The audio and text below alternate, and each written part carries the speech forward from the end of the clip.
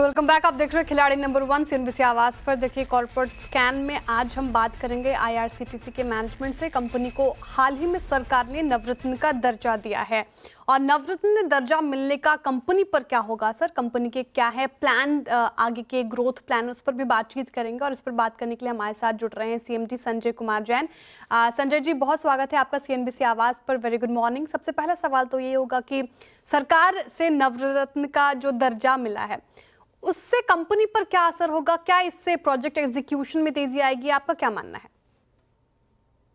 इसके बाद कंपनी के बोर्ड ऑफ डायरेक्टर्स को बहुत सारी फिनेंशियल एंड ऑपरेशनल ऑटोनॉमी दी जाती है, जिसके लिए पहले आपको गवर्नमेंट के पास जाना पड़ सकता था किसी प्रोजेक्ट को लेकर के। तो अभी 1000 करोड़ रुपए तक के एक प्रोजेक्ट को या अपनी कंपनी के 15% ऑफ नेटवर्थ को बीओडी खुद डिसाइड कर सकता है उस प्रोजेक्ट में जाने के लिए।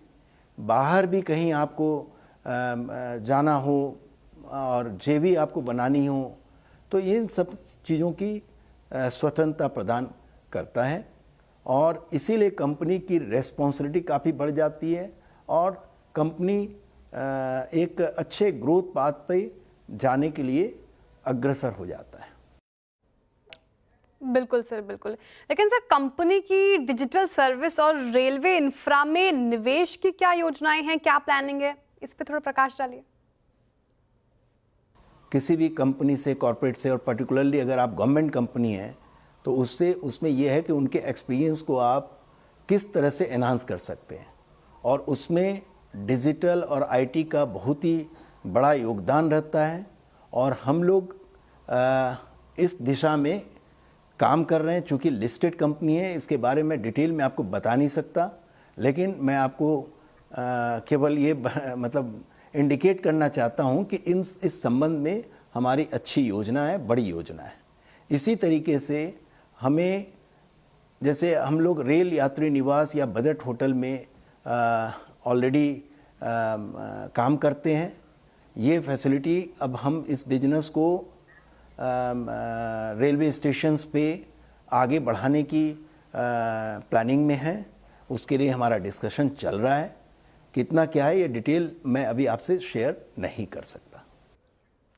ठीक है सर, डिटेल का वेट रहेगा हमें और ब्रेक हम सबसे पहले सीएनबीसी आवाज़ पर ही करेंगे। लेकिन सर, सबसे बड़ा इवेंट भारत पे महाकुंभ का हुआ और इसके दौरान टिकटिंग ग्रोथ कैसी रही है, मैं इस पे थोड़ा आपसे जानना चाहूँगी। और कंपनी ने प्रयागराज में टेंट सिटी भी बनाई थी, इसको लेकर आपकी क्या राय है? देखिए, जहाँ तक महाकुंभ की बात है, देखिए इस बार इस महाकुंभ में पहली बार आईआरसीटीसी ने 2 काम किया है।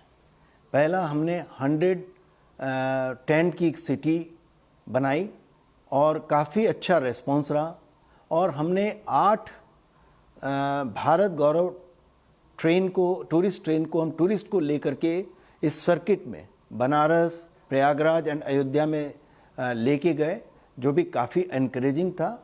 और ये एक हमें नई बिजनेस अपॉर्चुनिटी को टेस्ट करने का एक मौका मिला। इससे अब हमें ये मतलब हमारी स्ट्रेंथ हमें पता चली कि ये बिजनेस भी हम इसमें आगे बढ़ करके कर सकते हैं। जैसे कि टेंट लगाने का काम, जो कि हर साल 6 महीने में कहीं ना कहीं टेंट सिटी की ज़रूरत पड़ती है। तो एक ये अच्छा रहा हमारे लिए जो हमने एक्सपेरिमेंट किया। और जहाँ तक हमारे सेगमेंट्स की बात है, देखिए अगर हमारी सेगमेंट को, मैंने अभी जस्ट बताया कि सबसे मेरा काम क्या है, मेरा काम है पैसेंजर को सर्व करना। और पैसेंजर को चाहिए क्या, उनको टिकट भी चाहिए, खाना भी चाहिए, पानी भी चाहिए और टूरिज्म स्पॉट्स भी चाहिए। तो मेरे हर सेगमेंट में मेरे को काफ़ी मात्रा में बढ़ोतरी दिखाई पड़ती है। बिल्कुल, इस वर्टिकल पर आपका ध्यान रहेगा सर, लेकिन समय इतनी ही इजाज़त दे रहा है। बहुत बहुत शुक्रिया हमारे साथ जुड़ने के लिए, तमाम सवाल के जवाब देने के लिए बहुत शुक्रिया सर। चलिए